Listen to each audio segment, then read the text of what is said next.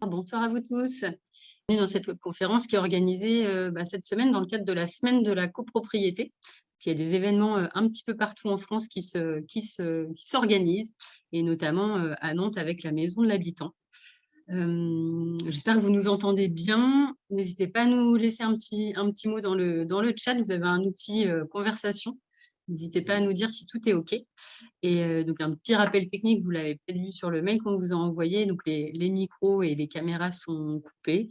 On vous demande voilà, de bien les garder ainsi, et de toute façon, il y a l'outil de chat avec lequel on pourra échanger.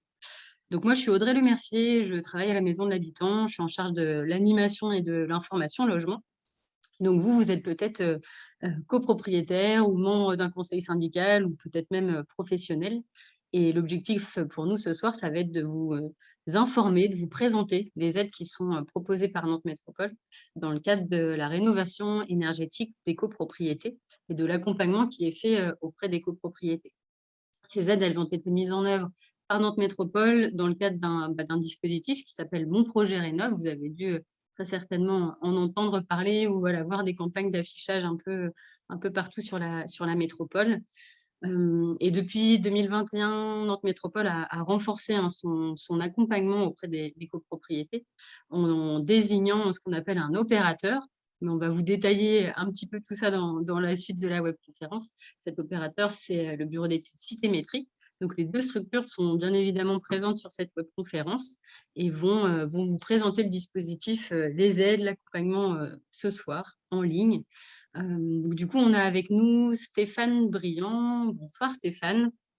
Stéphane est conseiller pour la rénovation énergétique chez Nantes Métropole. Bonsoir Stéphane. Bonsoir. Et avec nous, Benjamin Bouteau, qui est chargé d'opération pour Citémétrie. Bonsoir Benjamin. Bonsoir. Alors, vous pourrez bien entendu poser vos questions. C'est aussi le but de pouvoir vous répondre en ligne avec le petit outil conversation dont on parlait tout à l'heure. Et sur cet outil, qu'on va appeler l'outil de chat, vous allez aussi recevoir des liens qui seront envoyés par Élodie, qui travaille également à la Maison de l'Habitant en tant que chargée d'information logement.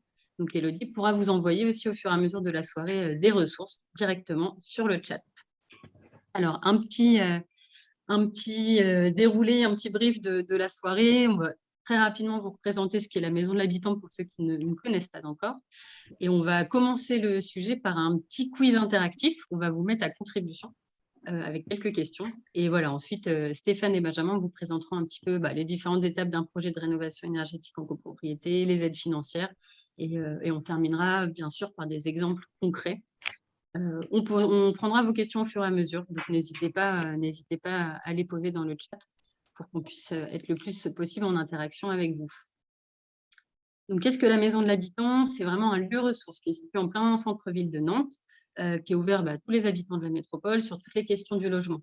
Donc, votre question soit en lien avec de l'achat, avec l'accession à la propriété, avec la location, avec la rénovation. Il est possible aussi de se renseigner sur la demande locative sociale. Voilà, toutes ces questions-là peuvent être abordées à la Maison de l'Habitant par différentes structures. La DIL, Agence départementale d'information pour le logement, avec l'espace conseil FAIR, une structure qui va d'autant plus nous intéresser ce soir puisqu'on est sur le volet rénovation énergétique et qu'il renseigne sur ce champ-là. Et puis, dans le cadre de la Maison de l'Habitant, on informe aussi dans le cadre d'événements grand public, soit ici en présentiel ou en ligne, comme c'est le cas ce soir. On vous a remis nos coordonnées. Je ne vais pas rentrer plus dans le détail là maintenant, mais n'hésitez pas en tout cas à reprendre contact avec nous si vous avez des questions. Et puis, vous pouvez aussi suivre les actualités de tous nos événements sur nos comptes Facebook et LinkedIn. La semaine de la copropriété. Donc, comme je vous disais, on arrive à la fin. On a organisé, nous, 2 événements cette semaine. Si vous le souhaitez, il reste encore la possibilité de participer à un webinaire demain soir sur le thème des travaux dans la copropriété. Ça aura lieu à 17 h. Vous pouvez vous inscrire directement depuis le site de la DIL, www.adil44.fr. L'objectif de la semaine de la copropriété, c'était vraiment de vous donner toutes les informations dont vous avez besoin dans la vie de votre copropriété, en tant que vous copropriétaire ou professionnel sur le secteur. Avant de commencer, avant de rentrer dans le vif du sujet, comme on disait tout à l'heure, on vous propose un petit sondage en ligne. C'est voilà, juste pour tester un petit peu vos connaissances. Rassurez-vous, c'est anonyme. Donc, je vais vous lancer une première question. Normalement, vous devez voir une petite fenêtre qui apparaît.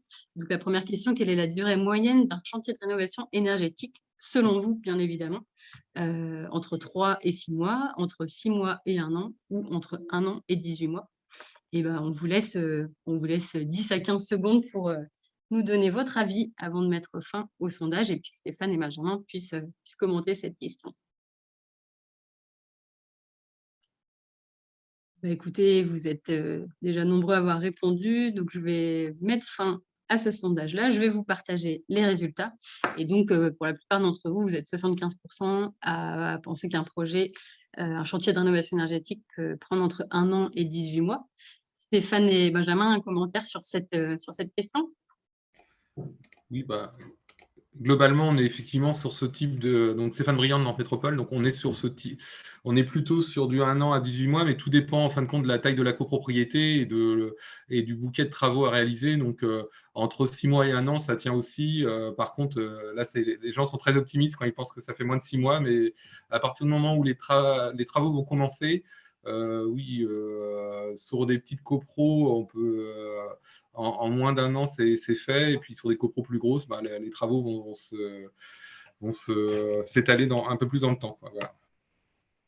Merci beaucoup pour ces informations. On va vous partager une deuxième question que vous allez voir apparaître tout de suite. Alors, à quoi sert de connaître l'étiquette énergétique de la copropriété? À faire l'estimation du logement quand un copropriétaire veut vendre. Vous ne voyez peut-être pas l'intégralité, mais je vais vous la lire. À situer l'immeuble sur une échelle nationale calibrée en fonction de la consommation générale et du comportement de l'immeuble, ou à faire des statistiques sur l'état des logements et leur indice de consommation moyen. Je vous laisse quelques secondes encore pour répondre. Donc, faire l'estimation de son bien, échelle nationale calibrée ou le volet statistique. Je mets fin au sondage et je vous partage les résultats. Bah, vous êtes tous un petit peu voilà, sur les trois volets de réponse. Stéphane et Benjamin, qu'est-ce que vous pouvez nous dire sur ce sujet? Bon, bah, du coup, je vais reprendre la parole. Bon, à nouveau, Stéphane Briand. Donc, bah, on est plutôt sur la réponse numéro 2.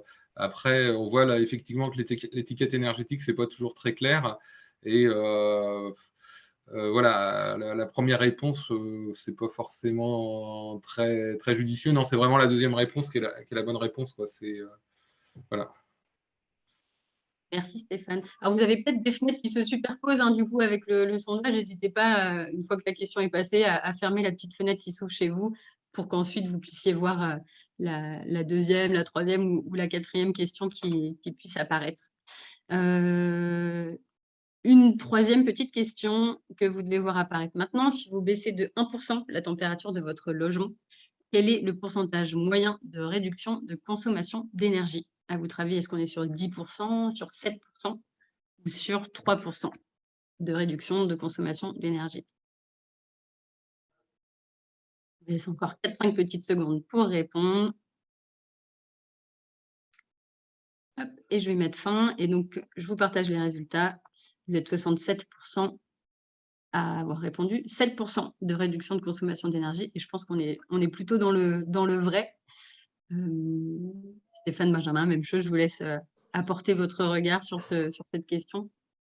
Oui, c'est ça, Benjamin de Cité Maîtrise, effectivement 7% de réduction en abaissant simplement de 1 degré la température dans le logement. Alors c'est vrai qu'on hésite parfois à baisser de 21 voire 20 degrés à 19 degrés parce qu'il y a aussi une autre notion qui rentre au-delà de la température pure et dure du logement, c'est aussi la notion de confort, et c'est une notion de confort qui est traitée également dans les projets de rénovation énergétique. Merci Benjamin.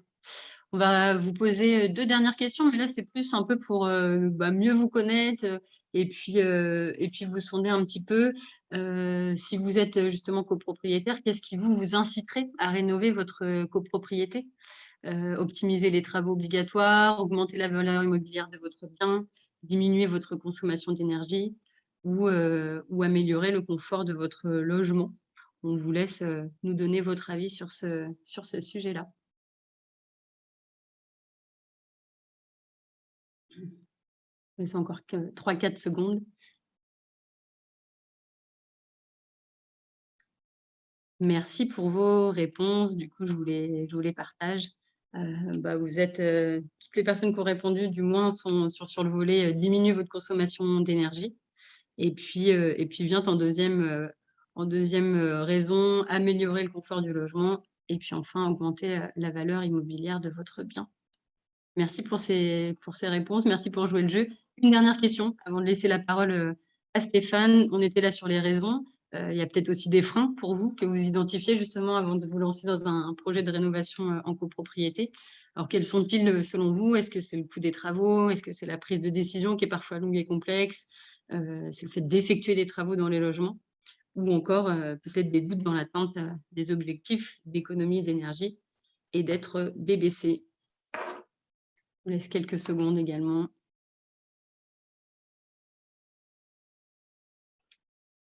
Merci pour vos réponses. Et je vais couper le sondage. Je vous partage les résultats une nouvelle fois. Et donc, en effet, ressort en premier frein le coût des travaux. Et puis après, les doutes dans l'atteinte des objectifs et la prise de décision longue et complexe. Merci beaucoup pour vos réponses. Merci d'avoir joué le jeu. Et on va du coup maintenant rentrer dans le vif du sujet en vous présentant le dispositif existant sur Nantes Métropole. Et c'est donc Stéphane qui va commencer à prendre la parole et vous présenter la volonté de Nantes Métropole. Stéphane, je te laisse la parole. Bonsoir à nouveau, donc Stéphane Briand de Nantes Métropole. Donc voilà, Nantes Métropole accompagne les copropriétés dans leur démarche de rénovation énergétique depuis 2011 afin de vous aider, vous copropriétaires, mais aussi syndics, dans la recherche de financement, mais aussi dans la méthodologie, parce qu'on va se rendre compte que la rénovation énergétique en copro, c'est assez complexe, c'est assez long. Et donc, il faut vraiment avoir un accompagnement qui permet à tout le monde d'être rassuré au fur et à mesure des étapes et qu'à chaque fois, vous puissiez prendre la décision qui, pour vous, est la plus pertinente pour la copropriété, sachant que nous, Nantes Métropole, mais comme Citémétrie et comme les autres acteurs de la copro, on n'est pas là pour prendre les décisions à votre place, c'est vous, en Assemblée Générale, qui votez. Voilà. Donc, on peut passer à l'autre diapo. Donc, les enjeux de la rénovation énergétique, il y a avant tout, c'est optimiser les travaux qui s'imposent parce que c'est régulièrement en copropriété, on a des travaux de type tous les 20 ans, il faut faire le ravalement, tous les 30 ans, il y a la toiture terrasse qui peut être à rénover aussi. La chaudière collective, c'est pareil, c'est tous les 20 ans, 25 ans qu'il faut la modifier, qu'il faut la changer. Et donc, l'idée, c'est de dire, bon voilà, on a de toute façon des travaux obligatoires à réaliser, c'est comment embarquer la rénovation énergétique dans ces travaux et ainsi pouvoir bénéficier des aides importantes qui existent, alors que si on fait un ravalement simple, de toute façon, on va se retrouver sur quelque chose qui ne sera pas aidé, quoi. Après, le deuxième point, c'est les économies de chauffage. C'est bien ce que vous avez mis, vous, dans le mini-sondage qui a été fait. Effectivement, on se rend compte que le prix de l'énergie augmente régulièrement. Donc, entre 2000 et 2014, le prix du gaz a doublé. Et là, avec ce qui se passe dans l'actualité récente là, sur le prix à la fois du gaz qui a été encore augmenté, même s'il y a eu une volonté de l'État de limiter la casse en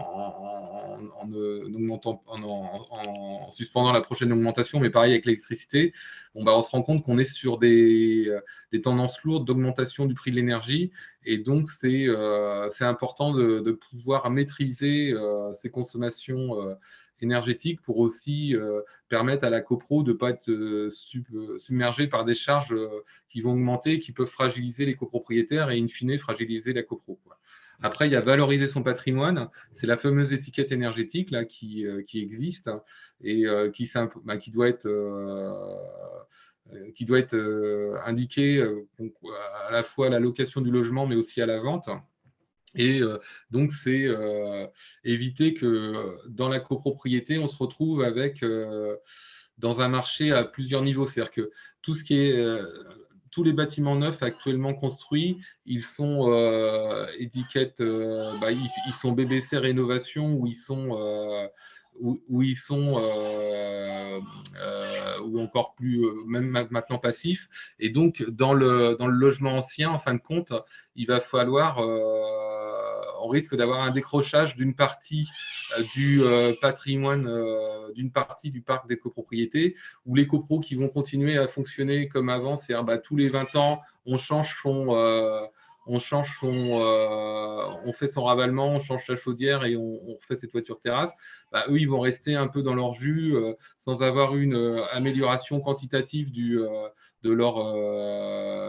qualitative du patrimoine. Et puis d'autres copros, elles, au contraire, vont prendre le chemin de la rénovation énergétique. Et au moment où il faudra faire un ravalement, il va y avoir une isolation thermique par l'extérieur. On va revoir la ventilation, on va revoir un certain nombre de travaux qui vont permettre justement de mettre la copro à jour par rapport aux attentes du marché et des acheteurs et des locataires. Il faut imaginer, en fin de compte, les copropriétés du centre-ville de Nantes, si elles étaient restées dans leur jus sans avoir l'électricité, sans avoir l'eau, sans avoir le gaz, ce qui était le cas au départ quand elles étaient construites. Donc, au fur et à mesure, ils ont investi pour se mettre à jour par rapport aux demandes qui étaient faites. Après, il y a aussi dans les enjeux de la rénovation énergétique, il y a le confort et la santé. Il faut savoir qu'un logement qui est mal ventilé, ça peut produire des problèmes d'humidité, de qualité de l'air qui va se dégrader et donc de santé pour les occupants de ce logement.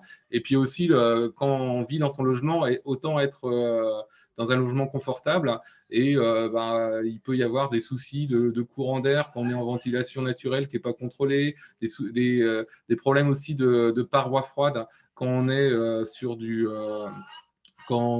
des logements qui ne sont pas isolés, des murs qui ne sont pas isolés ou du simple vitrage. Et donc, c'est aussi un des enjeux, c'est le confort et la santé. Et enfin, c'est anticiper une réglementation plus contraignante, parce que là, ce qu'on appelle les passoires énergétiques, donc celles qui sont classées en bas du tableau d'étiquette énergétique, commencent à être contraintes par rapport à la location. Et donc, on va se retrouver sur des logements qui vont être sortis du marché où il faudra faire des travaux importants. Et donc, quand on est en copropriété, les travaux importants, c'est compliqué de les faire au logement.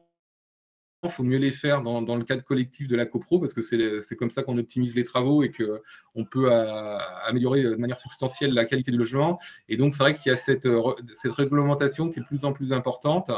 Et donc, voilà, donc c'est aussi un des enjeux de la rénovation énergétique. Voilà, donc on peut passer à la diapo suivante. Oui, on va passer à la suivante. Juste une petite remarque dans le chat qui est arrivée en même temps de Chris, qui s'étonnait de ne pas voir la réduction des gaz à effet de serre dans les enjeux. Je pense qu'on peut se dire que de fait, vu la thématique, c'est un des enjeux quand même de la métropole. Est-ce que tu peux réagir à ce commentaire? Oui, tout à fait. Effectivement, il y a 40% des émissions de gaz à effet de serre, 30% des émissions de gaz à effet de serre sur la métropole sont liées au logement. Et donc, c'est pour ça que notre métropole s'est investie sur l'accompagnement des copropriétés pour justement faciliter une rénovation avec une vision globale de cette rénovation. Et effectivement, c'est bien dans le plan climat de Nantes Métropole, c'est diminuer les émissions de gaz à effet de serre. Donc, on agit sur le transport avec le déploiement de lignes de tramway, le busway, puis des chronobus et des bus classiques, mais aussi avec le déploiement du réseau de chaleur urbain qui permet de se chauffer avec de l'énergie renouvelable ou avec l'incinération des déchets. Et effectivement, la diminution des gaz à effet de serre, c'est quelque chose d'induit du coup par rapport à tout ça. Mais quand on est en copropriété, ce n'est pas ce qui est mis en avant par les copropriétaires. Donc, on adapte le message aussi aux copropriétaires. Mais vous avez raison, tout ça permet de diminuer les émissions de gaz à effet de serre liées au logement. Voilà. Merci Stéphane. Alors, le calendrier d'un projet de rénovation énergétique, alors En copropriété, vous savez que toutes les décisions importantes doivent passer par un vote de l'Assemblée générale. Et donc, c'est une démarche qui est assez longue, assez complexe et qui demande beaucoup de pédagogie. Et donc, c'est pour ça que Nantes Métropole propose plusieurs aides, mais on va en parler plus tard. Mais déjà, une aide pour l'audit énergétique, en fin de compte, c'est pour inciter les copropriétaires à voter un audit. Donc, on propose une aide. Et donc, grâce à cet audit, les copropriétaires auront une meilleure vision de leur copropriété et des travaux qu'il faut engager derrière pour améliorer le patrimoine. Après, une fois qu'on a fait ce vote, une fois qu'on a fait le vote de l'audit, donc l'audit va être réalisé, il va être restitué en assemblée générale. Et donc, en général, c'est 1 an après le vote de cet audit. Et après, à l'occasion de cette assemblée générale, on peut voter une mission de maîtrise d'œuvre pour étudier des scénarios de rénovation énergétique. Donc là, c'est à nouveau un vote en assemblée générale. Et ce vote en mission d'une mission de maîtrise d'œuvre en phase d'étude est nécessaire parce qu'on ne peut pas voter les travaux directement comme ça, quoi. Donc, c'est une fois que vous avez fait ce vote de maîtrise d'œuvre, la maîtrise d'œuvre va être réalisée par le maître d'œuvre et va être restituée. Et là, vous pourrez voter les travaux. Donc, vous voyez, on est sur un temps qui est assez long. C'est au moins 3 temps d'assemblée générale. Alors, ça peut se passer aussi en assemblée spéciale. Et donc, tout le long de ces différentes étapes, ça va être l'occasion de collectivement, à l'échelle de la copropriété, de construire un projet sur lequel il faudra obtenir de toute façon une majorité des voies pour pouvoir faire passer les travaux que vous souhaitez réaliser, quoi. Donc, on va passer à la diapo suivante. Donc la première étape pour construire un projet de rénovation énergétique, c'est effectivement un audit. Et donc l'audit, le premier but, c'est mieux connaître sa copropriété. Donc, il y a un bilan des déperditions qui sera fait. Donc, qu'est-ce qui part par les murs, par les fenêtres, par la ventilation, comment fonctionne le système de chauffage et d'eau chaude sanitaire. Après, suite à ce bilan, il va y avoir des propositions d'économie qui vont être réalisées sur des petites mesures correctives, sur des habitudes. Là, tout à l'heure, on a parlé si on diminue d'1 degré la température dans le logement, on fait 7% d'économie d'énergie. Bon, bref, c'est des petites choses comme ça qui ne demandent pas forcément des gros investissements, mais qui permettent quand même déjà d'améliorer de dépenser moins d'énergie. Et puis surtout, l'audit va proposer différents scénarios d'amélioration énergétique et puis des estimations de coûts. Et puis, donc l'audit est vraiment une étape incontournable d'aide à la décision pour pouvoir se projeter et ne pas se louper en partant bille en tête sur quelque chose qui ne serait pas forcément complètement pertinent. L'audit, ça permet vraiment d'avoir cette vision globale des choses et des travaux qui peuvent être réalisés. Enfin, l'audit, il est aussi obligatoire pour pouvoir bénéficier d'aides publiques parce que c'est en fonction des économies d'énergie réalisées que vous allez pouvoir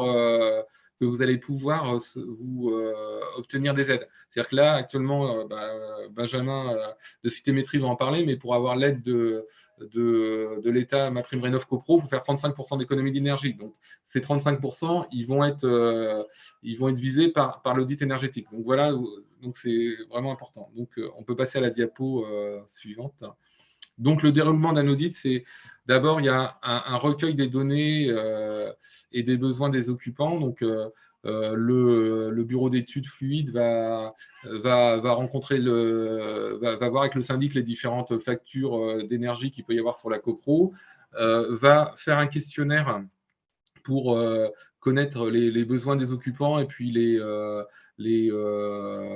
attentes aussi des occupants, les problèmes qui peuvent être soulevés dans les logements. Il va y avoir des visites de certains logements et des équipements. Suite à ça, et donc eux, ils vont travailler aussi sur les plans, ils vont travailler sur un certain nombre d'éléments, ils vont modéliser en fin de compte la copropriété, les bâtiments de la copropriété, pour pouvoir après faire des calculs d'économie d'énergie réalisables en fonction de scénarios de travaux qui seront proposés. Et puis, donc, du coup, à l'issue de tout ça, il y a un rapport d'audit qui va être remis aux copropriétaires. Et donc là, vous aurez différents conseils, mais surtout le diagnostic qui va être mis noir sur blanc, qui va être formalisé de l'audit, et puis les propositions de travaux avec différents bouquets, et puis les aides que vous pouvez obtenir, une estimation des coûts, et puis bon, les mesures correctives, là, telles qu'on en avait parlé tout à l'heure, qui vont être proposées. On peut passer à la diapo suivante.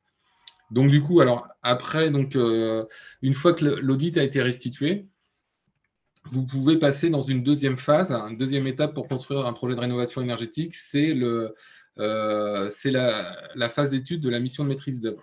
Donc, ce n'est pas parce que vous votez une mission de maîtrise d'œuvre en phase d'étude que derrière, vous votez des travaux. Cette mission de maîtrise d'œuvre va vous permettre d'étudier un programme de travaux de manière beaucoup plus détaillée que l'audit qui vient d'être réalisé. L'audit, c'est vraiment des estimations qui vont être faites, qui sont rigoureuses, mais on n'est pas sur des devis d'entreprise. Donc, le maître d'œuvre, lui, il va partir pour étudier un programme de travaux que vous aurez défini, vous, copropriétaire, en disant, voilà, on veut étudier le scénario qui permet d'arriver à 35% d'économie d'énergie, on veut étudier le scénario qui permet d'arriver au BBC rénovation. Et donc, voilà, donc là, c'est vous qui décidez le scénario de travaux que vous allez étudier. Et Nantes Métropole finance 50% du montant de la phase d'étude de la mission de maîtrise d'œuvre pour étudier le scénario BBC. Et ce qu'on explique aux gens, c'est qui peut le plus, peut le moins. C'est-à-dire, en étudiant le scénario BBC, vous étudiez tous les travaux possibles, du ravalement simple au scénario le plus ambitieux avec de rénovation BBC. Donc voilà, donc le maître d'œuvre, si on parle sur l'objectif du scénario BBC, il va étudier le scénario BBC, mais aussi tous les scénarios intermédiaires. Voilà. Après, à partir de là, il va rédiger il va rédiger un cahier des charges pour consulter les entreprises avec toutes les différentes données qu'il veut voir apparaître et ce qu'il veut que les entreprises cochent bien. Donc, il va y avoir après, donc, une fois que ce cahier des charges est réalisé, il va y avoir la consultation des entreprises. Et une fois que les entreprises ont rendu chacune leur devis, le maître d'œuvre va faire un rapport d'analyse des offres. Donc, il va permettre justement de comparer les différentes propositions des entreprises qui auront été faites toutes sur le même cahier des charges. Donc, ça permet vraiment de pouvoir comparer de manière de manière très fine les propositions qui sont faites par les différentes entreprises. Et donc, par rapport à ce que je vous parlais là, de la subvention de Nantes Métropole, là, la subvention maîtrise d'œuvre pour étudier un scénario BBC. Donc, voilà, en étudiant le scénario BBC, vous étudiez tous les scénarios possibles, dont les travaux obligatoires à faire sur la copro pour le simple maintien du patrimoine, comme un ravalement simple. Vous êtes accompagné par Citémétrie, qui est représenté ce soir par Benjamin Bouteau, pour vérifier les aides mobilisables par rapport aux différents scénarios. Donc, si on fait 35% d'économie d'énergie, vous avez le droit à MaPrimeRénov'Copro. Si vous allez au BBC, vous avez le droit de l'aide de Nantes Métropole. Et pour faire des simulations financières, vraiment de manière personnalisée, où chaque copropriétaire aura sa simulation financière. Et enfin, avec la maîtrise d'œuvre subventionnée par Nantes Métropole, il y a aussi une obligation de certification BBC de cette phase d'étude.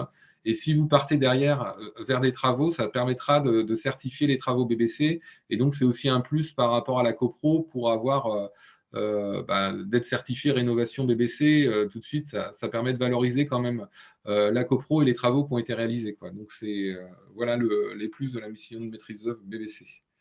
Voilà, et puis je pense qu'on va pouvoir passer la parole à Benjamin Bouteau de Citémétrie pour présenter la suite sur les financements et l'accompagnement de Citémétrie. Merci Stéphane pour cette première partie. Et Benjamin, en effet, je te laisse la parole. Merci Stéphane et merci Audrey. Donc moi, je suis Benjamin Bouteau de Citémétrie. Citémétrie qui est un bureau d'études mandaté par la métropole de Nantes dans ses missions d'assistance à maîtrise d'ouvrage, AMO. Ça consiste en quoi l'AMO? C'est-à-dire que la copropriété reste maître d'ouvrage, les copropriétaires sont à la décision et c'est certainement pas moi qui vais prendre les décisions en votre place, bien au contraire, j'aurai davantage auprès de la copro un rôle de conseil. Alors, ça peut être un conseil technique pour définir les besoins de la copropriété, choisir les bureaux d'études, les architectes, comprendre les études qui fournissent à la copro, et également un accompagnement dans le financement du projet, comme le disait Stéphane. C'est-à-dire qu'une fois que la maîtrise d'œuvre est votée, donc une fois que vous avez retenu un bureau d'études et un architecte pour concevoir le programme de travaux, je prends contact de mon côté avec l'ensemble des copropriétaires et de façon individuelle pour définir les financements qui pourraient être octroyés à tout un chacun selon les situations individuelles et en cas de vote de travaux. Donc, ça peut se faire de différentes façons. Par via d'un questionnaire dans un premier temps pour connaître un peu plus précisément la façon dont les logements sont occupés, connaître également les revenus des propriétaires occupants. Puis ensuite, ces informations sont précisées donc selon la situation de chaque propriétaire. Le tout dans l'idée de communiquer à chacun son reste à charge, c'est-à-dire les subventions mobilisées ou mobilisables déduites des travaux, et donc un reste à charge qui vous est communiqué dès la première réunion d'information. Et cette réunion intervient à peu près 2 ou 3 semaines avant la jet de vote des travaux. Donc, je vous suis en même temps que la partie technique qui est conduite par la maîtrise d'œuvre pour pouvoir arriver en même temps avec le montant des travaux et le montant des subventions. On peut évidemment se rencontrer aussi de façon individuelle selon les besoins, notamment pour les personnes âgées ou pour des besoins plus précis et plus fins sur les financements mobilisables. Donc, je m'occupe également de transmettre toutes ces données au syndic avec les quotes-parts qui serviront à appeler les fonds et les montants de travaux. Et donc, comme c'est marqué aussi sur le diapo, je m'occupe des dépôts de demandes de subventions à la fois auprès de l'État et de Nantes Métropole. Tu peux peut-être passer à la suite. Donc voilà, parce qu'en fait, on est quand même là pour parler des subventions et des financements. Les subventions, elles sont présentées ici sur cette diapo. Elles sont d'abord collectives, puisque là, on parle de projets de rénovation de copropriété, donc sur des espaces communs. Elles sont d'abord collectives, et donc c'est-à-dire que si les travaux sont votés, elles seront versées à l'ensemble des copropriétaires sans distinction de revenus, sans condition de loyer pour les propriétaires bailleurs. Et donc, elles sont celles qui sont indiquées ici. D'abord, les certificats d'économie d'énergie.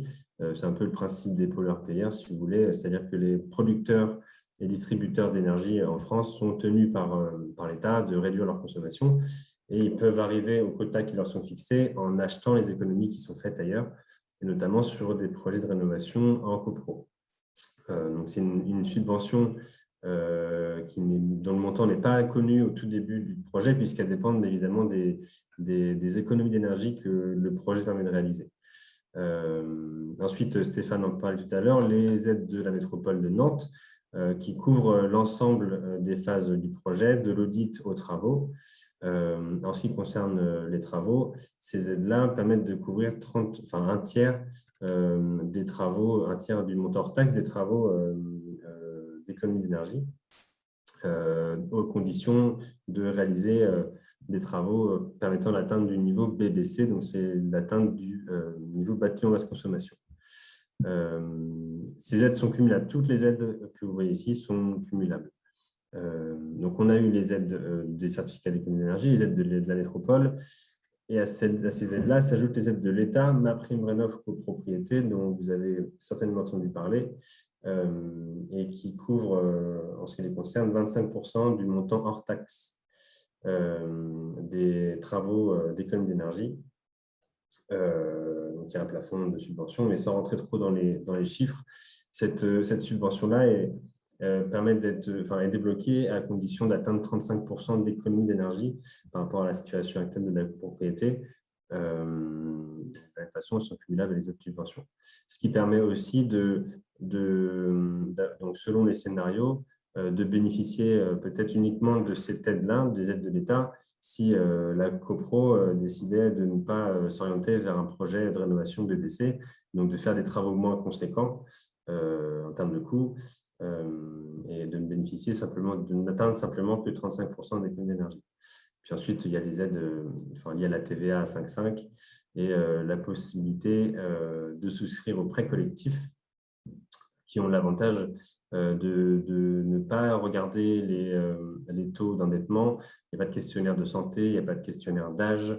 Ils sont beaucoup plus souples à souscrire que les prêts individuels. La simple condition, c'est d'être à jour de ses charges.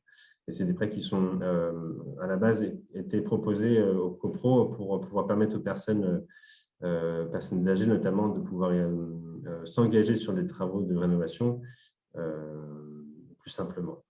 Donc ça, c'est les aides collectives. Ensuite, selon les différentes situations, tout à l'heure, je parlais des revenus des propriétaires occupants, des subventions individuelles peuvent être mobilisées, à la fois de la part de l'État, donc via l'ANA. L'ANA, c'est l'Agence nationale de l'habitat, dans le cadre de MaPrimeRénov' copropriété. Donc, ce sont des aides sous condition de ressources, avec les mêmes critères que pour les aides collectives, donc sous condition d'atteindre 35% d'économie d'énergie.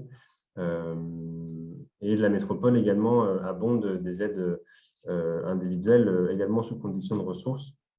Les calculs sont un peu plus compliqués, mais on peut peut-être parler de pourcentage de subventions. En ce qui concerne les aides collectives, ce qu'on remarque depuis que les programmes sont lancés, c'est que l'ensemble de ces aides collectives permet de couvrir entre 40 et 50% des coûts de travaux. Quand on cumule les aides individuelles, les personnes qui donc en bénéficient couvrent entre 70 et 90% des coûts de travaux. Et c'est ce qui permet de se rendre compte finalement qu'un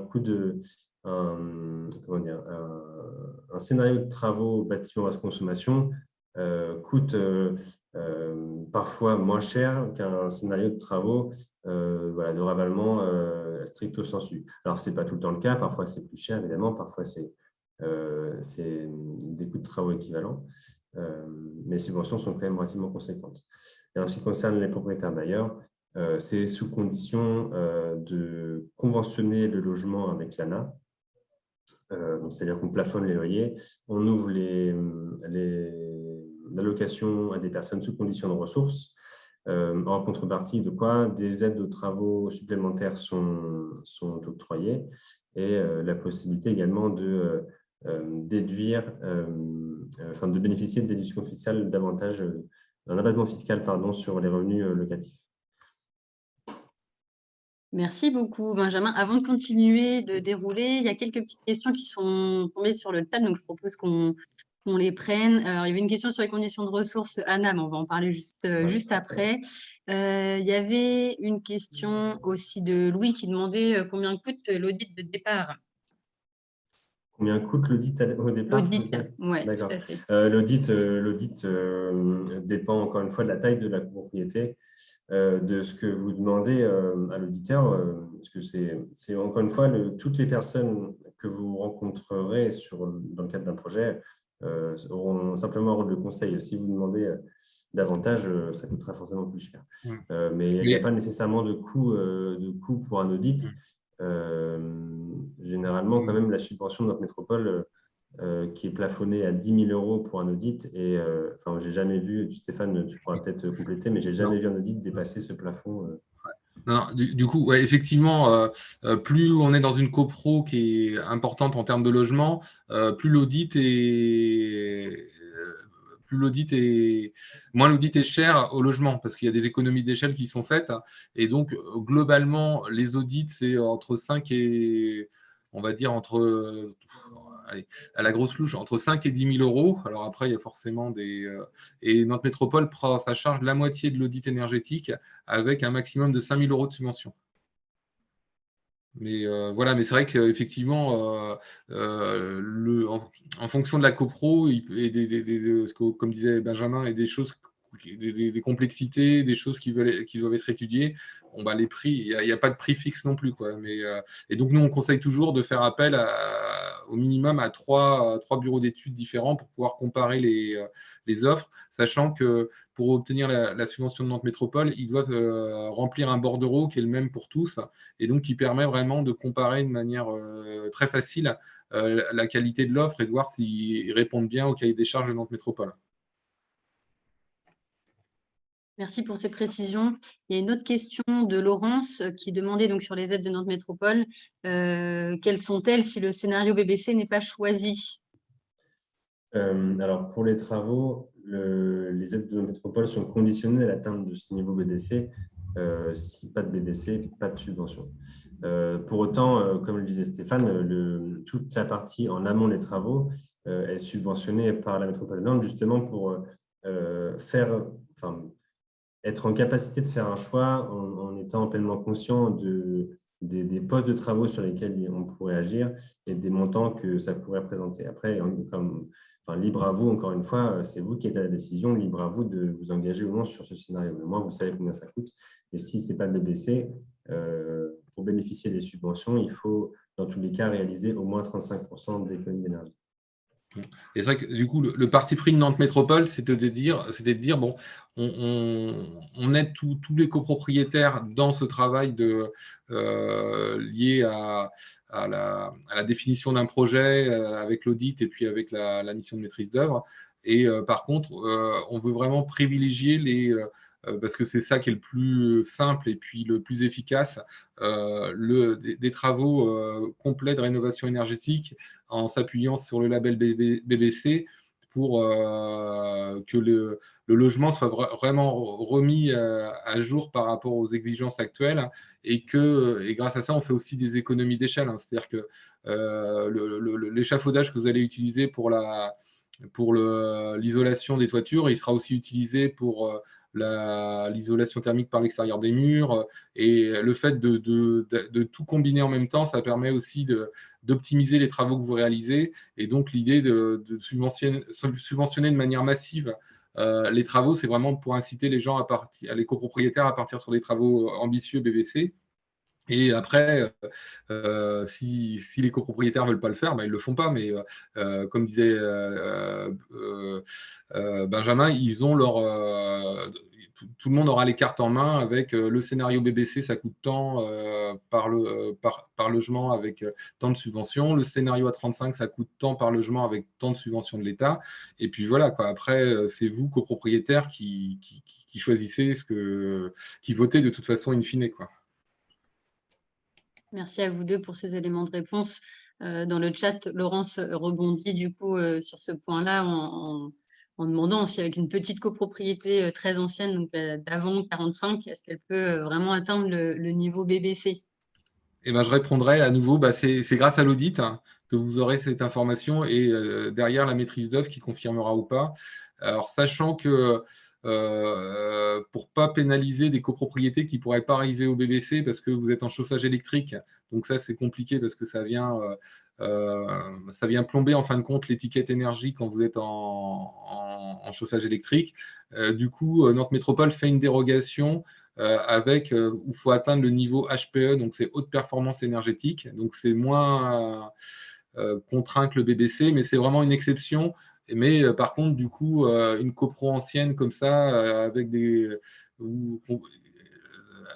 qui ne pourrait pas arriver au BBC parce qu'il y a des contraintes architecturales, des contraintes de chauffage ou de choses comme ça, tout ça, on étudie ça. Mais du coup, c'est tout l'intérêt aussi de faire cette mission de maîtrise d'œuvre parce qu'elle donnera toutes les possibilités pour la copro, quoi. Parfait, merci beaucoup. Il y a une question qui est arrivée en privé. On va prendre cette dernière question, puis on va laisser Benjamin continuer. Est-ce que vous faites le recettage des travaux? J'ai pas compris. Le recettage des travaux. Ouais, quelqu'un qui demande si vous faites le recettage des travaux. Alors, je ne sais pas si la question était directement pour Nantes Métropole ou Cité Métrie. Mais je ne sais pas ce que ça veut dire. Non, est-ce qu'on peut définir ce que c'est le recettage? Je pense, mais la personne peut peut-être le préciser dans le chat, mais c'était peut-être de faire un appui justement un peu sur l'ingénierie financière et puis à budgéter un petit peu en fait les travaux. N'hésitez pas en tout cas à nous préciser dans le chat si c'était bien le sens de la question. Alors, en ce qui concerne l'ingénierie financière, elle se porte uniquement sur la façon dont les travaux peuvent être financés, peuvent être payés. Le recettage des travaux, si la définition, c'est bien de savoir combien vont coûter les travaux, ça, c'est totalement la mission de la maîtrise d'œuvre qui lance un appel d'offres sur la base des travaux conçus, notamment en partie avec le conseil syndical. On consulte des entreprises, des artisans qui renvoient des devis. Donc, c'est sur la base de ces devis que les programmes de travaux sont chiffrés, mais ce n'est pas du tout, lié à l'ingénierie financière en tant que telle. Merci Benjamin. Écoute, je te propose de continuer, puis de toute façon, s'il y a d'autres questions sur ce point-là, on pourra y revenir juste après. Oui, effectivement, on parlait tout à l'heure des plafonds de ressources. Donc, les plafonds de ressources, ils vous sont indiqués ici. Je ne vais pas forcément m'étaler sur ces chiffres-là. Pour l'année 2021, c'est les revenus de 2020 qui sont pris en compte jusqu'au 30 juin 2022. Les avis d'imposition, c'est en fait les derniers que vous avez déclarés. C'est le revenu fiscal de référence qui sera pris en compte. Voilà. Donc après, à vous de vous situer sur ce tableau pour savoir si, dans un premier temps, des subventions pourraient être mobilisées à titre individuel, encore une fois. Et puis, pour finir, simplement des petits exemples. Donc là, en l'occurrence, une copro gérée par un syndic bénévole, puisque toutes les copros ne dépendent pas des syndics professionnels que sont, par exemple, Foncia, Tir Immobilier et que sais-je. Ici, c'est une petite copro de 4 logements qui est située au sud du quartier du Grand Bellevue, qui date de 1964.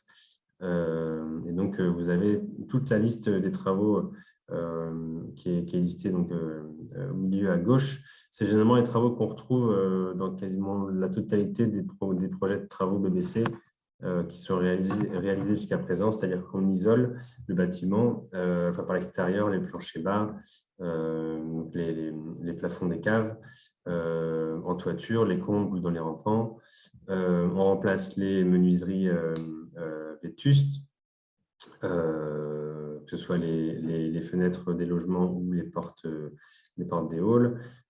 Évidemment, quand on isole un bâtiment, on le calfeutre et donc l'humidité ne ressort plus de la même façon. Il faut donc aider cette humidité à sortir par le biais d'une ventilation mécanique.